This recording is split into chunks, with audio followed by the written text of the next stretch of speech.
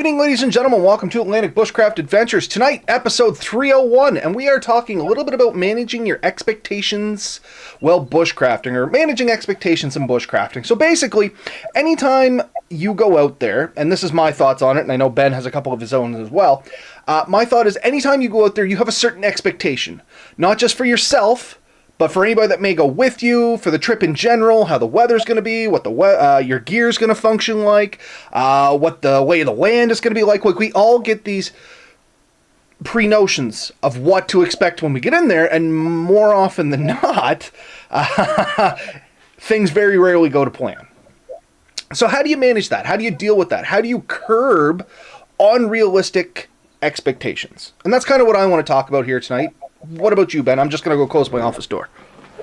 Yeah, no, I think exactly that. It's like, especially when you're with somebody else. And I think this is where my mind immediately went. Like, if you were doing a solo trip, then you only really have to worry about satisfying or disappointing yourself. But when you have other people, those expectations can grow. And if you have expectations greater than the other person can handle, or vice versa, if you're expecting like a very relaxed trip and somebody else is expecting to do a lot of hiking and stuff, this could be a point of contention to the point where it may negatively affect the relationship.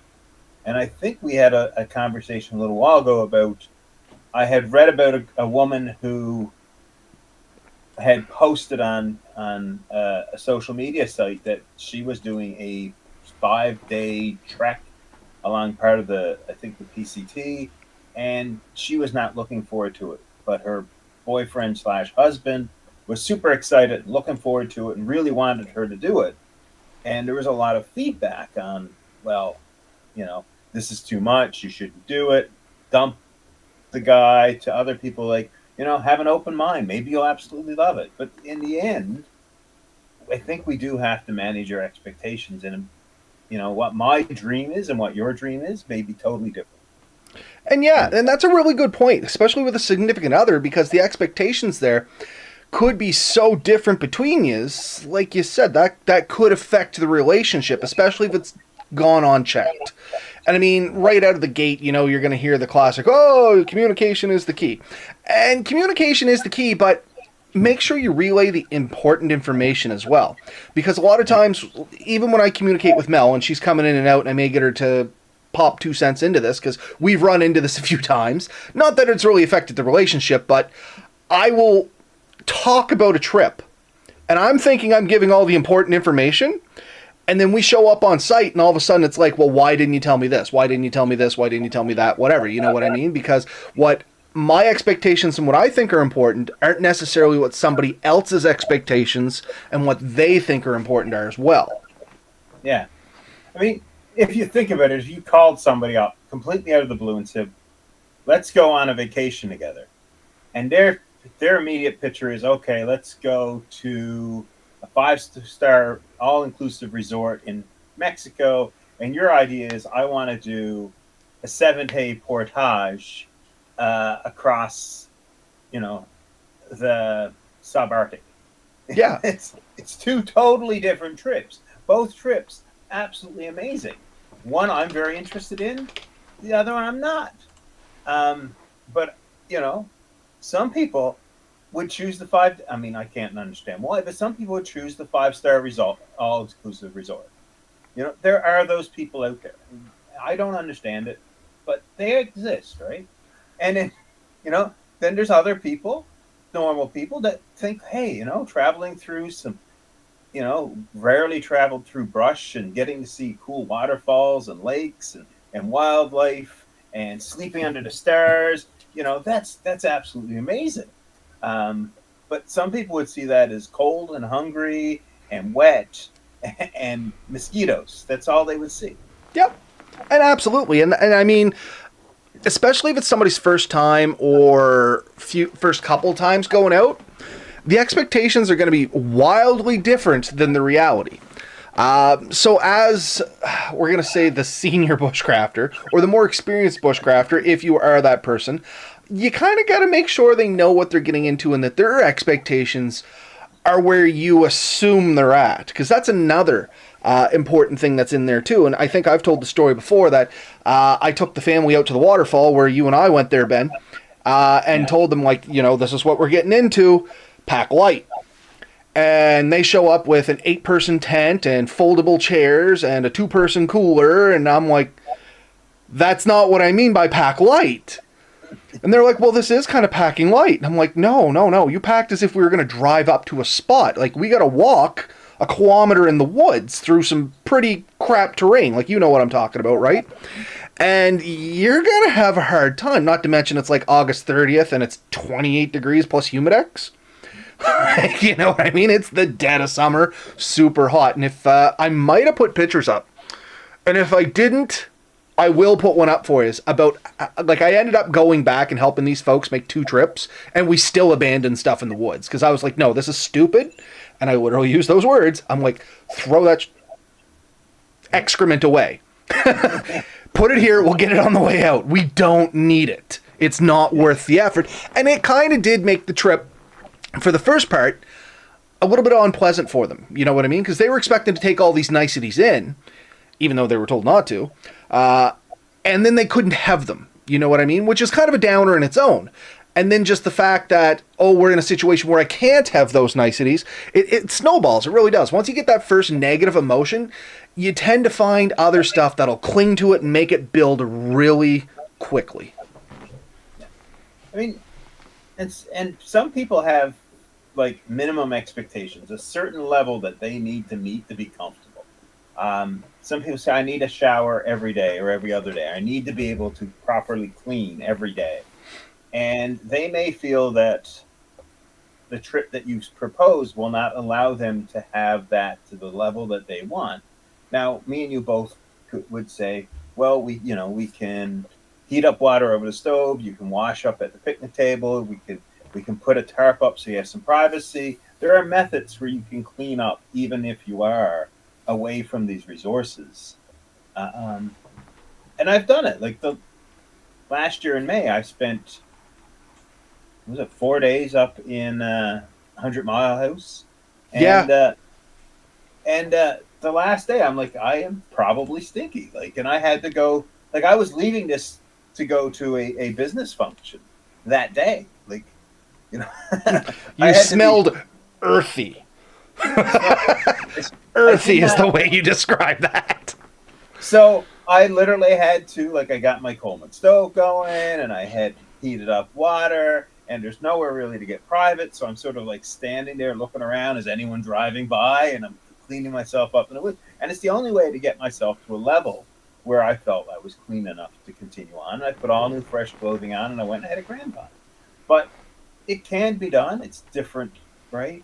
And if you're not comfortable with that, if you're really picturing that you're going to have, like, an actual shower with walls and heated water, and it's going to, almost unlimited water supply, that's a bit of a shock to you. If you think that, you can get fresh food every day, and then you're told, no, you're going to be eating dehydrated meals for 5 days in a row, that's different, right? And if you have special dietary needs and you haven't planned for that, that's going to be a problem. So the conversation that you need to have before you do any trip, and I don't care if it's a 5-star resort or is to the people you're going with, what do you expect? What do you want? What do you absolutely need? And what can you do without? And if it turns out that one person's dead set on a 5-star resort trip and the other person is dead set on a multi-day hike through the woods or portage or whatever, and probably seeing no people, they're very far away trips. Right? They're not the same type of trip, and you may have to find some alternate arrangement that maybe meets some of each of your requirements. Like, maybe you could rent an RV and go to a more public park where there is shower houses and some good views and maybe some waterfalls you can do day trips to. And maybe that would satisfy both you, but possibly it just means both people are equally disappointed. Yeah. And that's the thing. I guess we're kind of, without beating the dead horse too much here, because I know people don't like that. I have caught rumors of this. You definitely got to make sure that your own expectations and the person, if you are going with someone, align. And that's not just the good. Make sure the bad align as well, because there's always going to be a little bit of bad. It's not going to be 100% positive, but you make it what it is. So in the case of Ben and I, we tend to always look on the bright side when we're in the woods. We like it, it's the thing we like. The little bit of inconveniences like mosquitoes and getting wet and having a soaky or something like that. Like, it's part of it. You learn to embrace the negativity. Does that kind of make sense? You find a way to enjoy it. You embrace the suck. Yeah, embrace the suck. But there's another important part to this as well, and this is another comment you have made, actually your wife has made, and I want to round us around to this. Not everybody is you. And what your wife says, Ben, is not everybody is Ben. And this sounds funny, but there's an important little lesson behind this. Know the limitations of yourself and anybody you're going with. Just because me as Robert or Ben as Ben can walk 14 kilometers in a day with a 50-pound pack on, we're going to be tired at the end of it, but we know we can do it. That doesn't mean the people I'm coming with can do that. They may be in better shape than me. They may be physically appearing more fit than I am, but they may not be prepared for that. They may not be ready for that. Have they done this in the past? Maybe they have short little legs and they can't keep up with me. Like when Ben and I go out, I have to pick up my pace because Ben probably has 6 inches more in the legs than I do. I'm not a big guy in the legs. I got a 28-inch inseam. What do you got, like a 36 or something? 34. Yeah, it's something crazy anyway. Like, Ben at a stroll was me at a fast walk. But yeah, I mean, there is definitely that. So, like I said, you do set your expectations. Definitely talk about what your desires and wants, and do realize that some trips are not meant for some people, and that is hard for some people. And I think this is it. Like, just because you absolutely love something, and me and you are both been guilty of this with people, not necessarily spouses, but even other people that come to us and they're like, oh, these trips you do sound really cool. I'd love to do it. And you're like, oh yeah, that'd be cool. And then you get chatting and immediately you kind of realize like they don't want to do this. Like they think they do, but they don't. Because when you start talking about what they have to do, they already are trying to negotiate a different trip. So, and my story of this is a few years ago. Some people approached me and said, "We want to do camping with you, Ben." And I'm like, "Oh, that's awesome! I'm looking forward to it. You're going to need some ultralight tents. You're going to need some good backpacks. You're going to need some pads, maybe hammocks if you want to consider that. We'll need some lightweight stoves. These are the types of food And they're like, "Well, could we just do this? And could we do this? And can we just drive up to the lake?" And I'm like, "No, like." This is not a Ben trip. Like if you want to do that trip, there's other people that will gladly do that with you, but not Ben. Ben is and right? That's okay. That's the other side of this equation is you have to be able to accept that. There is trips Mel won't come on with me. The one where you and I went, Ben, where we boated out to that little island, Melissa, that probably would not be enjoyable for her to the level it was for you and I. One, she's not a big boat person. She does like boats, like don't get me wrong, but she wouldn't want to rely on the boat to get back if there was an emergency. If something had happened to you and I, we went out adventuring, broke our legs, whatever, she wouldn't have the confidence to hop in that boat and paddle back to shore to help us out. And that would weigh on her the entire time. And I mean, it's simple things like that we wouldn't even, wouldn't cross our minds that this is a major problem.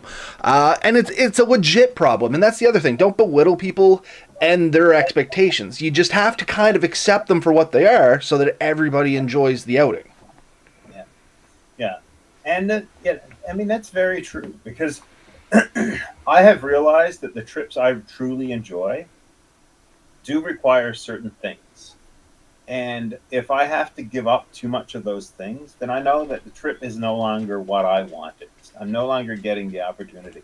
And people say, well, that means you're not willing to accommodate. You're not willing to adjust. And that's not true. That is very much not true. I am willing to accommodate a lot of things. I'm just not willing to accommodate certain things. And one of those things is if somebody said, I want to do camping with you, Ben, but I want to go to a private campground where every camper basically touches each other. And I'm like, not my favorite trip. You know, like, Yep. I'm not overly excited. Oh man, So we have a gentleman joining us in the comments. First name's Andrew, and I am going to take a stab at this last name. And I am going to apologize now. So, Kavganga? So, Andrew. Hello, nice to catch a live one. Nice for you to join us there too, Andrew. Hopefully I didn't butcher that name too bad, buddy. If I did, I apologize, man. I'm not great with names, but I will try. We got RM Shoots joining us there as well. Ben has a good point. It's easy to think about practical things at home, but in the wild, sometimes we have second thoughts. And then we got Steve, the Drifting Spore. Sometimes I've sold people through my own excitement. Have to be careful on how you describe the adventure to avoid that miscommunication. And that's kind of leading into the point that we're making here. It's real easy, and as you can tell, Ben and I, we get excited just talking about bushcraft. You can imagine how we get when we're like, okay, we're going into the woods. If you listen to us, it's all sunshine and roses, and everything always goes great, and there's never a problem. The bugs are never a big deal, and the sleep is awesome. The temperature's always great. You're going to see these beautiful scenes. The birds are going to be chirping. The sun's going to crest over the hill, and it's going to be picturesque every single time. But that's what we get in our own heads, because that's what we make it. You know what I mean? You find your pleasures. But that's because that's what we find pleasurable about it. That doesn't mean that somebody else necessarily enjoys all those same things. They may find other things that they're passionate about and enjoy just as much, but not necessarily what we like. Yeah, I mean, I can picture trips where I've fallen in the mud. My boots have been full of mud. That the flies have been like in layers. That, you know, I've been cold and trying to like clean clothing up so I can have something somewhat clean the next day. And some people would focus on it. They would drill it down on it, and that becomes the trip for them. When they get home, they have a totally different trip than I did. Even though we did the same actions, we had the same events, that's what stood out to them. Well, I mean, something as simple as a wet foot. First camping trip Ben and I ever went together on. I knelt down to do something, put my foot in the river right to the ankle. Ben kind of looked at me and was like, okay, is this going to be a problem? And you could see it in his eyes. And I was like, well, that sucks. And I just pulled the boot off, set it beside the fire, threw an extra sock on, and I just said, okay, I got to, wait around camp for a few minutes until that dries out, or I can't go far. It was a problem. I had a solution. Not a big deal. Lots to do around camp. I was able to move on. For somebody else, that could have been the start of what ruined the whole trip for them. And there's a big thing about seeing the positives and being a positive person.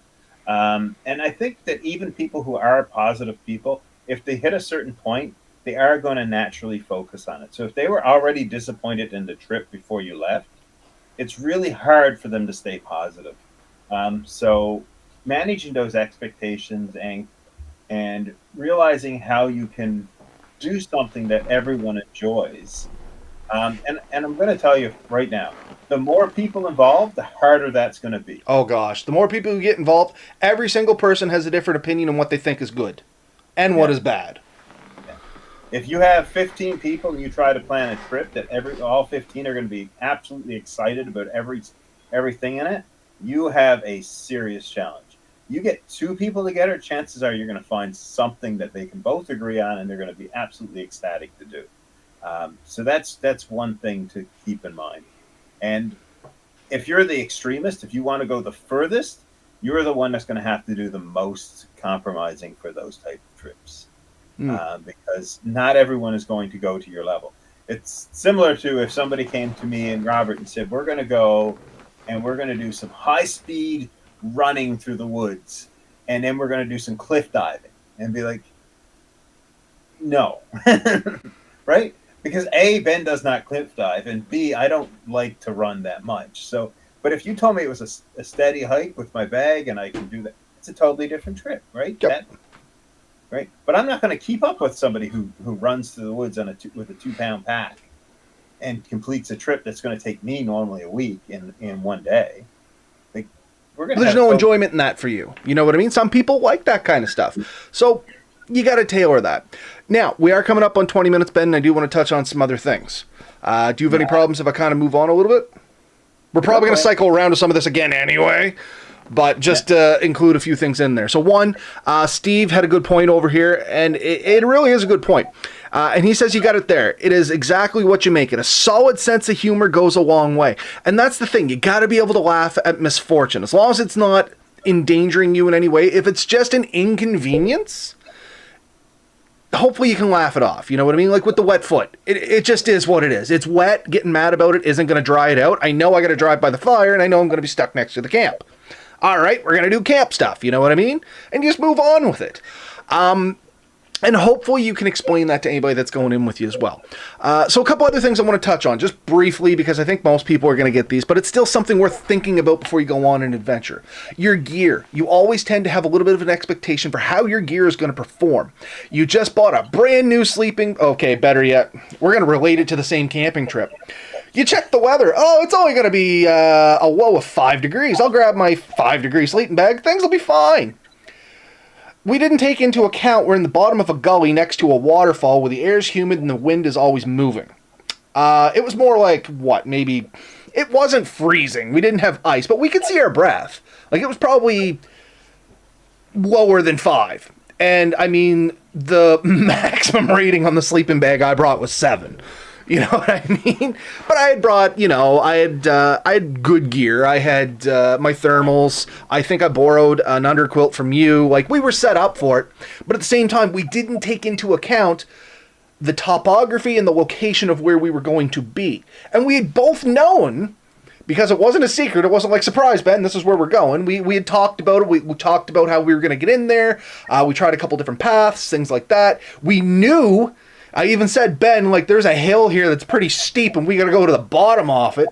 And we knew we were going to be there, but we just didn't think of it. We were too excited, seeing everything through rose-colored glasses.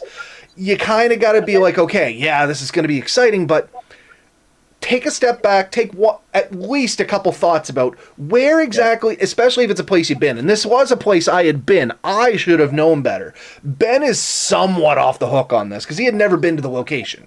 And he was just going by what I had told him, which kind of links to our first thing. Expectations, we were trying to set them between us, but still we kind of had a difference of expectations. What were your expectations going into that, Ben? And I know it was a little while ago, but you arrived with gear similar to me, so I know the expectations were kind of the same. We had even talked about it. We said, okay, it's supposed to be this cold. These sleeping bags should be more than adequate. We'll have the following setups. We kind of knew what we were getting into. What we really didn't calculate on was that the river was just above freezing and traveling by us, so it literally stole 2 or 3 degrees out of the air as it went by. And so our valley we were in was significantly colder than if we had just gone 100 feet up the hill. And that's the thing. I think if we had went to the top of the hill where that landing was, we would have had entirely different nights. Yes. And so, especially at night, when it got the coldest, it really was chilly. The air itself was colder. It was humid, and it was but cold humid, and it really felt chilly. It got to your bones. I think we spent the entire well, not the entire, but a good chunk of the second night standing around the fire, having a few adult beverages, deciding if we were going to go even try to get a little bit of sleep. But any gear like that, like when you buy gear, we always say, test your gear, try it out. I mean, we had extra clothing we ended up putting on, and I think we did a few things, and we managed to boost our systems that night. And the wobbly pops didn't hurt. But yeah, like, man, thinking about it, like, I've seen the tent one, and you've seen this too, right? Someone said, I bought myself a 2-man Never took it out of the box. First time I'm going to use it is in the woods. Right? And this is where I was going with this. Wait a second, I don't have enough room for my gear. I can't sit up. I can't get changed in there. Now I'm not comfortable with the overall setup. It was more awkward to set up, So understanding what you have and understanding the gear and what you expect from it really helps. It looked different in the picture. I could have sworn this was bigger. Yeah. And again, not everyone is X. So you watch a YouTuber and he's got it and he's like, oh, this is the best thing since sliced bread. But what you don't realize is this guy has dialed his gear down and he's so used to changing while laying down in a tent that's only 6 inches above his head that he thinks this is great. But you, who are not used to this, you're like, I would really like to be able to sit up and maybe read a book, and I can't in this. I'm not comfortable. So you have to figure out what works for you and what you can expect from something. Well, there's a prime example. One of Melissa's requirements for camping is the shelter has to be at least big enough that she can sit up or kneel up to get dressed and stuff like that. Like, she does not want to be laying down the entire time she's inside a sleeping area, which is a reasonable request, honestly. I have tried the half crouching, half laying on, and it's awkward. I've tried the changing it inside of a hammock, and I'm telling you, that is a trick. That is a trick and a half. Yeah, no. Nope, tried it once. Once and only once. Never again. I will just get out of the damn hammock and run through the woods naked before I do that again. Right. There's a significant chance that you're going to end up not only upside down, but hanging from the screen side of your tent. Yeah, that's exactly what happened. You nailed it. I got stuck in the hammock and had to get someone to come let me out. or you end up with a leg cramp that just literally throws you for a loop.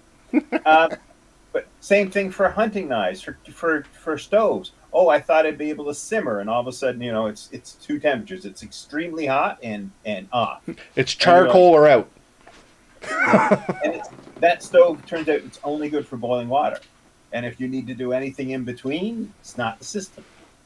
Or the other big one I see, just on stoves before we move on, is people will bring these hot tents and these little stoves and think they're going to fill the stove at night, wake up in the morning warm. That's the big one I've always seen. Oh, I got a hot tent with a stove. I'll be toasty warm. How big's your stove? Oh, it's just it's a tent stove. What kind of tent stove we talking? Like a Princess Auto or one you bought online? Oh, no, it's one I got on, pick a site. It's a professional camping stove. Oh, so you mean you got to fill that thing like every 2 hours is what you're telling me. Yeah. Which is, once again, that's good, honestly. You know what I mean? Like, that's not bad, because I've seen them where you got to fill them every 30 minutes. You're basically using them for cooking and sitting around, and you're expecting them to go out at night. But these people are coming in going, oh, I'm just bringing a light sleeping bag because I got a stove. I'm going to be warm all night. Not realizing that it doesn't burn all night. Like, that's an expectation they had for the gear, and then find out it doesn't happen when they get in the woods. Well, I mean, Jeremy, when I spoke to him about it, he gave up trying to keep them running all night. He really did. He runs them pretty good until he goes to sleep, and he has a sleeping bag that's good for the night. And when he gets up in the morning, he has everything ready to start it up and do his breakfast. But he knows this. If he's going to keep it running all night, he's barely going to sleep, because you fall asleep and then you wake back up and put another stick in. You fall asleep, you wake up, put another stick in. So that's kind of how it is. I've seen there's ones with like pellets, and you can get like a hopper, and they might last a little bit longer, but you're talking more stuff, and then you're dragging pellets with you. The best bet for one of those, for if anybody's wondering, find a buddy and you take turns. 4-hour shifts is what I find works. Go to bed early. Whoever's the most tired is the one that's going to go to sleep first. Like, whoever should fall asleep first should be the one to sleep first. Take 4 hours, just fill the stove, read a book, work at some stuff around camp. And then after that 4 hours, you swap out. There was studies done on this, and we're diving down a rabbit hole, so I'm not going to get far in it, but the human body can actually do pretty well on 4-hour increments of sleep. Not just 4 hours, not just one 4-hour increment of sleep. But I mean, you sleep 4 hours, you're awake 4 hours, you sleep 4 more hours, then when you wake up, it's not as good as a full night's sleep. I'm not pretending that, but your body still functions pretty good. You still feel pretty good. You know what I mean? But with that system and two people, you're basically, somebody's asleep for 16 hours of the 24-hour day. Yeah, it can be. But I mean, like, you can still get tons of sleep is what I mean. You can flip the hours wherever you want. I just know, like, in the winter, I'm thinking about you're probably going to bed like 7 because it's dark. So the first shift, you're not even making it to midnight. Second one would be to 4 a.m. Then the next person that gets up, they're on their second shift now. They can start making breakfast and stuff like that while the next person's squeezing in a few extra hours of sleep. Yeah. Military did that. We always had a fire watch, and you had to rotate through. And in my fire team, there's 2 of us. That's exactly how we did it. Upsides and downsides. The downside for me is I tended to just do the whole thing. If you tell me I'm waking up from midnight to 4 o'clock, yeah, I'll just not sleep that night, like, because I won't get back to sleep, and I won't even get to sleep. But yeah, again, expectations. What are you expecting? How are you expecting to deal with this? And the other one on that is, we already touched on it a little bit, is know where you're actually going. Google pictures and rumors are great, but it's not the same as scoping the area out first. Like, anytime I go camping, unless it's with, someone like Ben or somebody I trust and I figure we can handle an unknown situation, I always like to do like a scouting trip. Won't take my gear. It'll just be me, maybe a day pack, jump in the truck, and I just go scouting areas. I just jump up old logging roads and stuff like that and see if I can find some neat stuff. Sometimes I'll go on Google, find a lake, and go try and find it. Sometimes I don't find it, as Ben is probably chuckling about in his head there. But yeah, a scouting trip goes a long way. It lets you know what the area's like and how dense it is. Because even Google Maps, and people tend to always be like, oh, I use the satellite map so I can see what it is. When was it taken? Because, even 3 years can change the way something looks drastically. A lot of alders can grow up, shrubage, stuff like that. What you used to think used to be a nice field, now might be like waist-high bushes that you can no longer set a tent up into, and now your entire trip needs to change. And honestly, just because it looks like one thing in Google Maps, when you get there, it could be totally different. Cliffs could be much steeper. Rivers may have moved. Various other things may have happened. But what's a great technology, and me and you both have it, and we both used it, and we both love it, is a drone.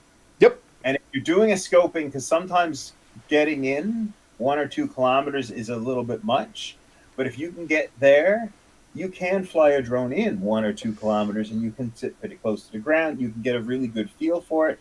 You can check out trails and see if they're doable. Especially if you're doing an ATV, it's pretty good. Like, if you see something that's looking real shady and like, I don't know if I want to do that, you can see, is that shadiness only to the next turn, or is it shady Is the next 14 kilometers going to be hell? Because I did a trip like that on my motorcycle one time. I was driving along this road, and I seen the side road, and according to the map, it was going to link up to the main road, and I'm like, that'd be a shortcut home. And I start driving down it, and it gets worse and worse, and then at one point, I'm like, all my struggle to keep the bike up, and I'm like, this got to be over soon, and I pull out the Google Maps, and I'm like, well, now it's just, I'm about the halfway point, and I'm like, not sure, should I continue on or should I not? And I did continue on, and I completed it. But if I'd known when I first turned off, you would have went around, because you probably would have saved time. Oh man, it would have been so much nicer. Yeah, following a GPS is not always the best suggestion to go. Similar situation, Mel and I were coming back from Antigonish or something. This was back when we were younger. And all of a sudden the GPS said, just go down this road, and it's going to take like 30 minutes off your drive. Road's not plowed, and it got real narrow and real dicey real fast. We only made it like 10 minutes down there. We're like, absolutely not. We are not doing this in the middle of the night, because I think I was going to buy a truck. I think I was working at Natural Resources at the time, and I needed my yearly disposable truck. So anyway, I think I bought a truck in like... No, we didn't buy it. This is the one... Anyway, long story short... Don't follow the GPS, or don't assume the GPS is going to be the best way to come home. Once again, a little scouting, especially if it's winter and stuff like that, because you don't know if these roads and stuff are plowed and stuff. Sorry, I stopped there. I just realized how often I flash my hand in front of my face, because there's an 8-second delay, and right over here, I get to see what happens 8 seconds later, and all I see is this big white flash going across. Okay, I better keep my hands down lower. I apologize if that's distracting. A buddy of mine sometimes drops in here. He was telling me about a trip he did through the mountains one time, and the GPS told him, if you take this, it'll get you where you want to go. And they chose not to for whatever reason. But when they got to the other side, they were talking to his cousin, and his cousin said, yeah, there was an avalanche on that road, and it's only really passable 2-3 months a year. And this is not the 2-3 months that it's normally passable. So, well, look at the fellow that we had on here, and we did the interview with there, Jonathan. His expectations definitely did not become reality, because he was planning to come out of there, and he ended up having to be rescued. Yeah, he had done that trip in the summer and never realized how much different it was in the winter, if I remember correctly. Yep. He was familiar with the terrain. But yeah, so we're up to our 35-minute mark here. I mean, it sounds like it should be common sense, folks, but it's real easy to lose sight of the forest through the trees. Oh, you like how I tied this back in? You can get really excited, get your hopes up. Well, I don't want to say get your hopes up. You just get really excited, and you lose track of the small things. Perspective? Yeah, it's perspective. Your expectations become skewed a little bit. You do have to take a step back and check them a little. Are you going by yourself? Are you going with someone else? Is this the first time you use the gear? Have you actually been to the area? What's the weather going to be? Is it actually going to drop to 5 degrees that night? Or maybe you should prepare for 0 because you're at the bottom of a gully and there's a waterfall blowing moist air over you. You know what I mean? These are things that we really could have rectified super simple, like 10 minutes before we left. Oh yeah, hey, I'll just grab my other sleeping bag, the one that's rated for -18. I'll be fine. We're good. Simple switch like that would have made a world of difference. I mean, it still wasn't a bad trip. We're not saying that, but it was just one of the little things that we're kind of took us both like, we call ourselves woods people. We should have known better. But I got a question for you, and this is where we'll end it, if you don't mind. You don't have to answer, but it's if there was something you really wanted to do, like an ultimate bushcrafting trip, and you suggested it, like this is a life goal for you, and you suggested it to your significant other, and they're like, no way, I'm not prepared. I can't handle that trip. I will not do that. How would you manage that expectation? I mean, if it was, I guess in my instance, and I'm just going to give you my answer, and I'm not saying this is the right answer. My 2 cents, just like we said, I would have to accept that. Like me, let's say an Appalachian Mountain trip. That's something you and I have both talked about. We know it's a long hike. This isn't something you're going to do over the weekend. Like, you are dedicating time to this. Melissa may be like, you know what? I'm not walking my butt across the Appalachian Trail. It's just not happening. At that point, I'm going to be like, yeah, okay, I can understand that. You're not into it. I'm not going to make you, because once again, this is an undertaking. This isn't a weekend you can just tough out. This is you're gone for a while. I would probably find someone else. You know what I mean? I would try and find another friend or similarly minded person if I really wanted the company. But think about it. Like, there's the downside to it is you're investing weeks, months, but maybe more if you consider planning and all that on top of that, into a trip that's really solely for you. Does that mean you either, like, you do end up with a choice? You either A, don't do it, B, do it by yourself, or C, guilt the person into doing it so that you can do it and not feel guilty about leaving them for an extended period of time, and giving up that time with them. And those are kind of the trips, the options you have, and probably in some ways there is no perfect answer.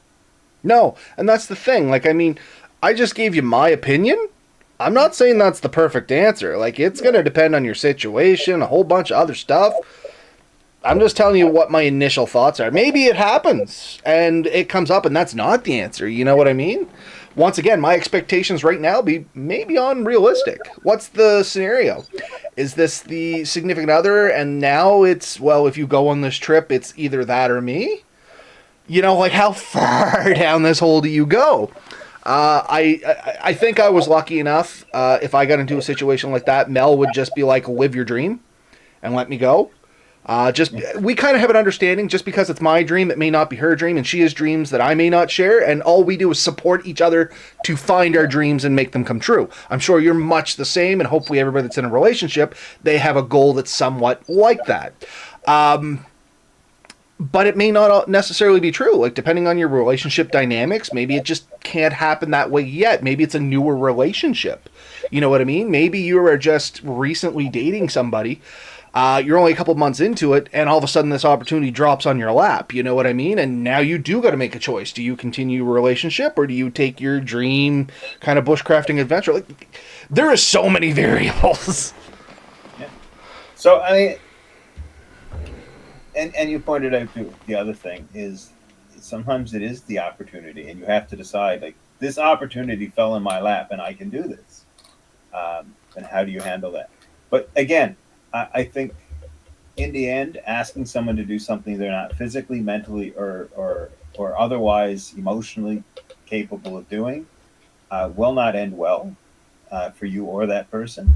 And so you do need to manage those expectations for the people who are going. And if it is beyond somebody's skill or comfort level, either you alter it or you don't include them in that particular event.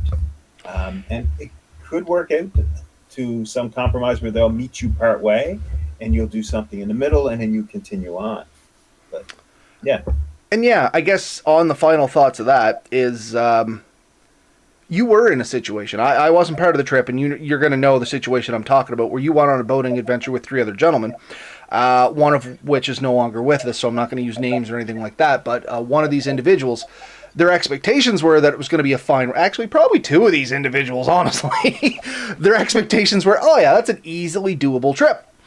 And then realizing it wasn't so easy. You know what I mean? Their expectations changed. And perhaps going down the road, that might have changed their opinion on the trips they agree to go to next time. You know what I mean? And you can take that as far or as short as you want to go with it. But that's something else too. What you do today has consequences. You know what I mean? And if it becomes expectations that are unmanageable for the relationship, be it platonic or romantic or whatever, you're going to change the dynamics of that relationship, potentially going forward for its entirety. Well, that person, till the day he died, said I tried to kill him with that trip. Oh, yeah, absolutely. I'm sure he is still laying in the ground now saying you probably did kill him, somehow. I certainly hope I didn't contribute to that, but... No, I absolutely don't think it was, but he has a sense of humor, and I'm hoping he's laughing about it. I'm sure he is. Anyways, that's kind of it for the night. It's food for thought. It's not necessarily a skill, but it's something when you're making a trip. Think about these things because it does make or break the trip for a lot of people. And pushing people too far too early may actually completely turn them away from the whole concept. So especially new people, allow them a chance to acclimatize. Do not start off on a multi-day heavy trip for somebody who's never done one. It's just too much. Absolutely. So that's where we're going to wrap it up here tonight. I want us to give a shout out to everybody that joined us in the comments and put their 2 cents in. We have Steve, the Drifting Spore, Andrew, Kovganga, hopefully. RM Shoots joined us from his YouTube channel. Be sure to check that out. The Drifting Spore, Steve, like I said, his YouTube channel, check that. Red Bear did join in here at the last second, or at least commented here at the last second.